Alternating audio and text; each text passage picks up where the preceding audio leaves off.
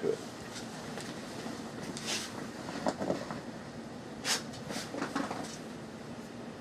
You through?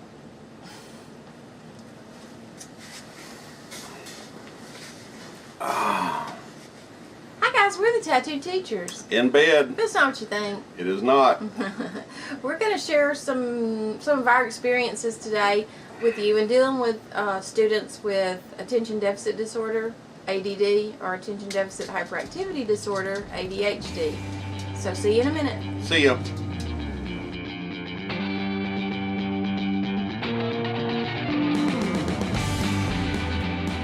Ready?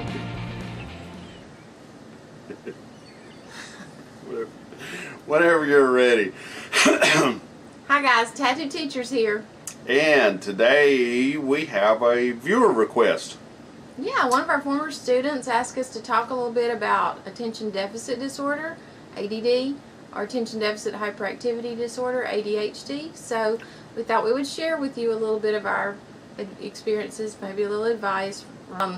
But a lot of the students back in our day that had, if you'll think back, if you're our age, if you'll think back to your classroom, a lot of the students that probably was ADD, now that you know what it is and can think back, more than likely dropped out of school because as teachers, we weren't sure how to deal with that, and we didn't know that there was really a thing as ADD. We thought it was just a kid that, you know, was not doing what they were told to do. Back in the olden days, when we were kids, it was a lot easier for a kid to leave school or for the parents to allow a child to drop out at an earlier age, because there were options, there were career options that our kids now do not have. The mandatory age to attend school is much higher now than it was back then, and so had teachers and administrators had the tools that our teachers and administrators have now, a lot of those kids that dropped out would have probably finished school, probably have been a successful high school graduate. I don't know. It was not that they lacked the, you know, that they weren't smart or anything like that. They're, you know, all kids, you know, ADD kids, ADHD, plenty smart. It's just that they have to be taught in a different way and engaged in a different way than your regular, I guess, kid. And because of our classroom experience and experience as a counselor and administrator, we've seen, we've dealt with the frustration that the teacher deals with, the parent deals with, and most certainly what the student or the child deals with, trying to navigate their way through the complexities of ADD, ADHD, because there are so many options and there are so many ways that this manifests itself within a child. There's no one student that's like another. That's right, and that's what makes it so difficult for education professionals and for parents, is because each child is different, and so they have to be looked at individually to try to figure out what to do for that child. I mean, one of the big things is put them in the front of the classroom, you know, because everybody's heard if you're attention deficit you need to be in the front of the classroom. Well, that's not necessarily true, and you need to be in the classroom in the best position, maybe closest to the teacher. If the teacher's in the back of the classroom a lot, that's where that child needs to be. It just depends on, you know, you have to look at your child individually, and you also have to remember, parents, and this is a hard one, that there's 25 other kids in the classroom. That teacher is trying to divide her time between all of those 25 students. So it just gets real sticky. And I know that as a parent, you're only looking at what's best for your child, but the teacher has to look at what's best for all the children. And please be careful when you seek the advice of non-medical professionals, because as we said, every case is different. We as educators have a tendency to want to put on our doctor's coat and bring out the stethoscope and start making diagnoses when we do not have the authority. We do not have the background, knowledge, and education to do so. So teachers, do not diagnose ADD, ADHD. For one thing, you can't. And it wouldn't matter. It wouldn't matter if you could. It still doesn't mean anything until it comes from a doctor. So teachers, please hold your opinions about what you think may be going on all you can do is report symptoms. You cannot diagnose. And with that said, a teacher is a good go-to. You know, if there is a problem in the classroom, a good teacher with a lot of experience can tell you that your child may have characteristics that look like ADD or ADHD, but then you need to go to a medical professional to get that diagnosed if that's a true diagnosis. And the teacher's just, you know, maybe just telling you what they're seeing in the classroom. You know, it might not be ADD. They're just telling you that there may be some characteristics there that look like that child could possibly be attention deficit. And we went through a lot of the time in the 80s, I think, maybe the 80s, or maybe in early 90s, where it was very, very overdiagnosed. I mean, every kid just about walking through the door had ADD or ADHD because, you know, their parents were looking for an answer, looking for a solution to whatever the problem was. And so you have to be very careful with that too. Good communication with the teacher, the medical professional, and your child. You just have to keep the lines of communication open and try to figure out how to best help your child. We've said before, you are your child's best advocate.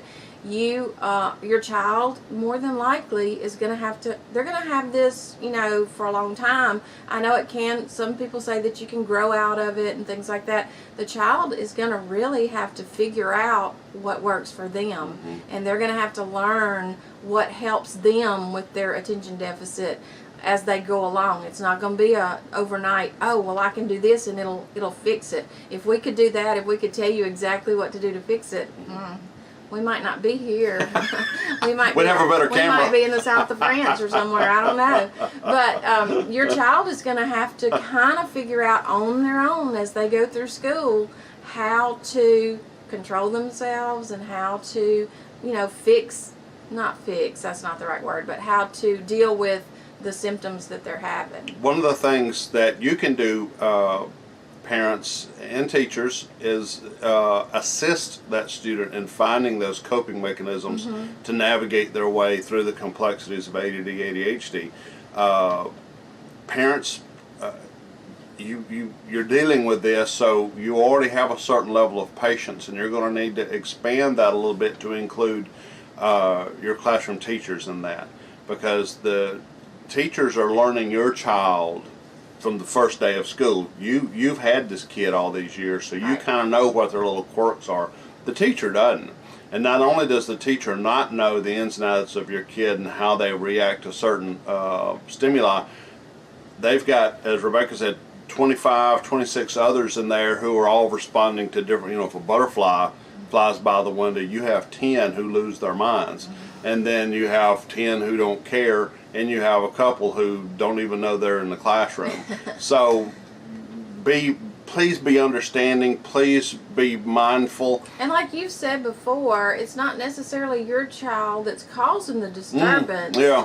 It's the results, it's what they're doing and how it's impacting all the other students in the classroom. Right. The teacher is going to need to provide some one-on-one with your child.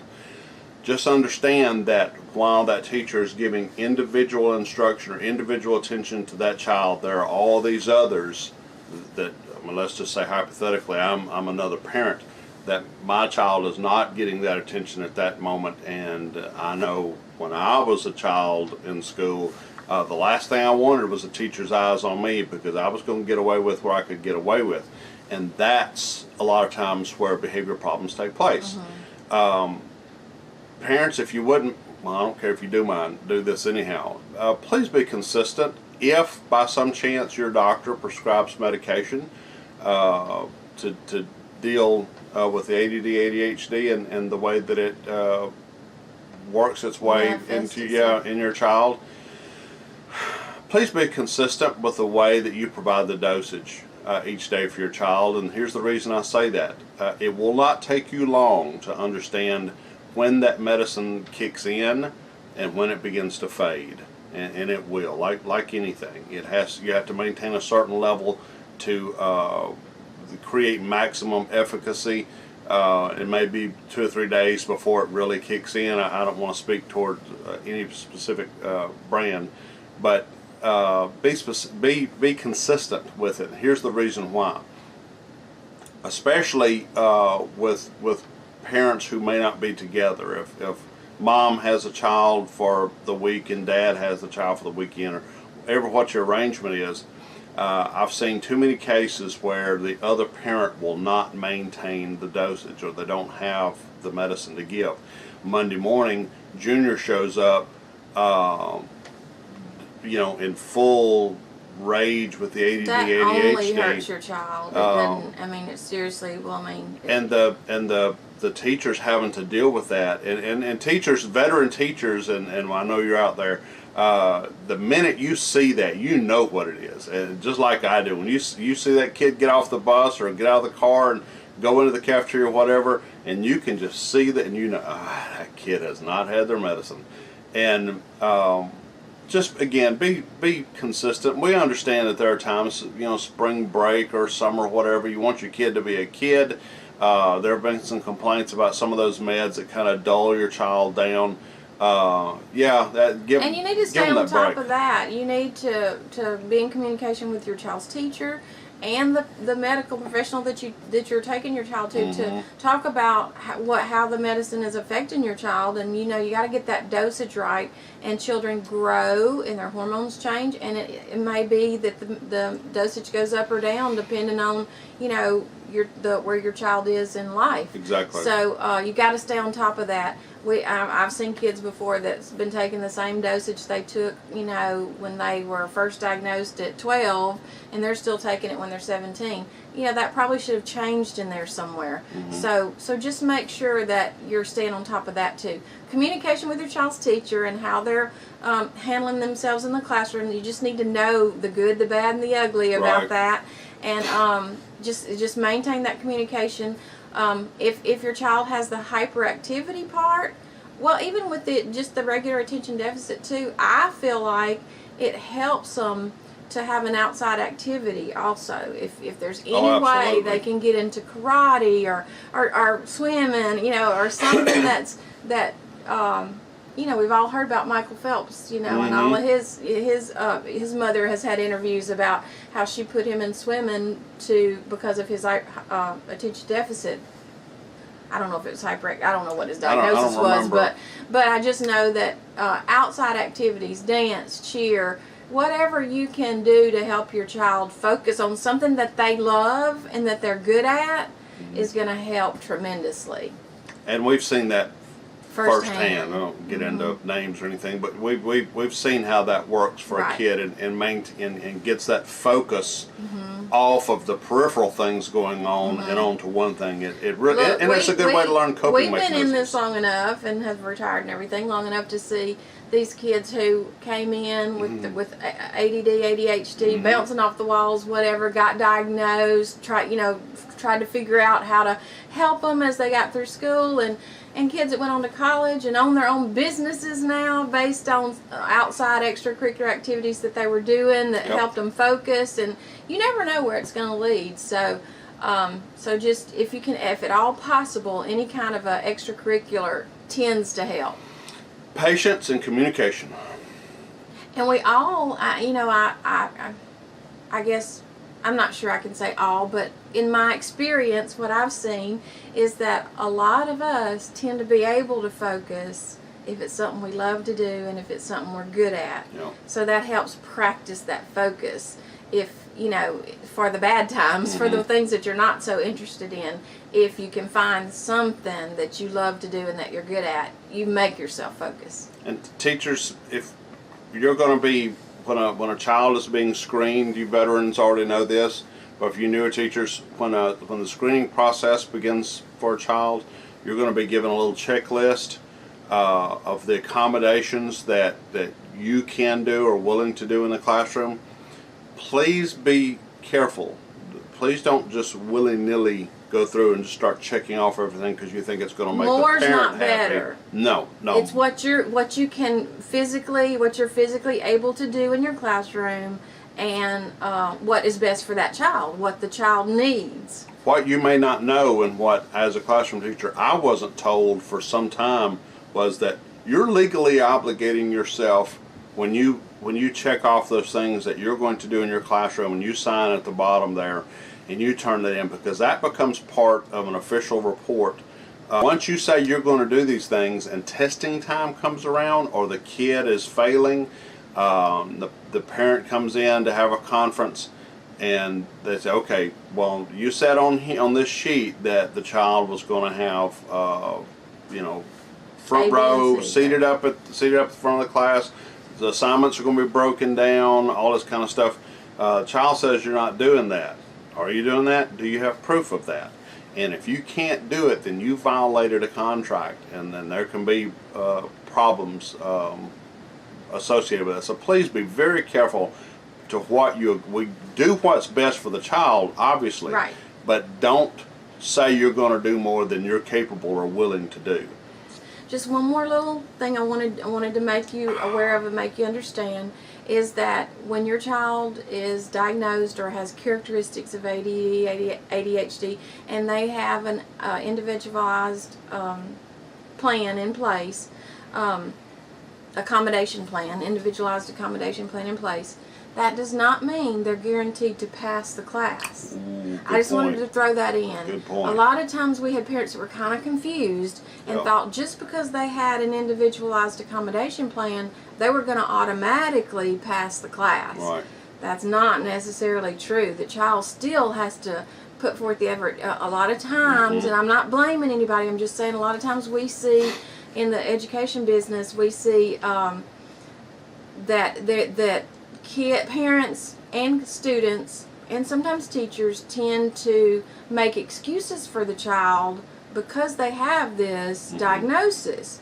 Well, it can't be an excuse. They've got to learn to live with it. They've got to learn that they have to do the work also. It may be broken down, it may be smaller portions, but they have to do what they're responsible for, and they still have to make the grade to pass the class. It's not anything in, okay, you have this, now you're going to pass. There's a difference between a cop-out and a coping mechanism. That's right, that's right. If you use that as an excuse, that's a cop-out. That's right. If you teach them how to do something so they can learn and then succeed, that's a coping mechanism. They have to learn to overcome this to be successful in life. And I'm glad Rebecca mentioned all this because the same idea, same principle also applies to behavior.